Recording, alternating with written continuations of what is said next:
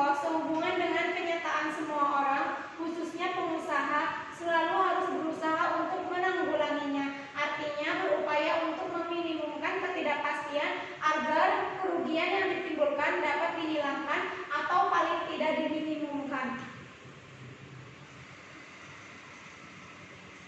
Pengertian resiko.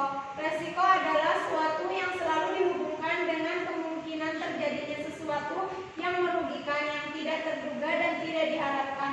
Sedangkan karakteristik risiko secara umum ada dua.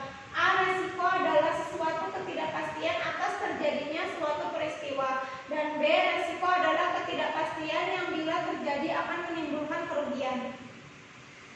Risiko pada hakikatnya adalah kejadian yang memiliki dampak negatif terhadap sasaran dan strategi perusahaan. Manajemen risiko terintegrasi merupakan suatu proses di mana berbagai risiko diidentifikasi, diukur dan dikendalikan di seluruh bagian organisasi.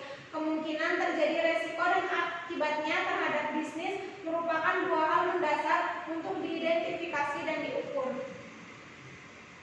Ketidakpastian. Risiko timbul karena adanya ketidakpastian. Ketidakpastian merupakan kondisi yang menyebabkan tumbuhnya risiko karena mengakibatkan keraguan-raguan seorang mengenai kemampuannya untuk meramalkan kemungkinan terhadap hasil-hasil yang akan terjadi di masa mendatang, di mana kondisi yang tidak pasti itu karena berbagai sebab, antara lain tenggang waktu, keterbatasan informasi, keterbatasan pengetahuan, dan kemampuan. Jenis-jenis risiko. Yang pertama, risiko berdasarkan sifat. Risiko spekulasi, spekulatif risk, yaitu risiko yang memang sengaja diadakan untuk mengharapkan hal-hal yang menguntungkan. Contohnya, risiko yang disebabkan dalam utang piutang, membangun proyek, perjudian, dan menjual produk. Risiko murni pure risk, yaitu risiko yang tidak disengaja, yang jika terjadi dapat menimbulkan kerugian secara tiba-tiba, contoh perampokan dan pencurian. Yang kedua, risiko berdasarkan dapat tidaknya dialihkan.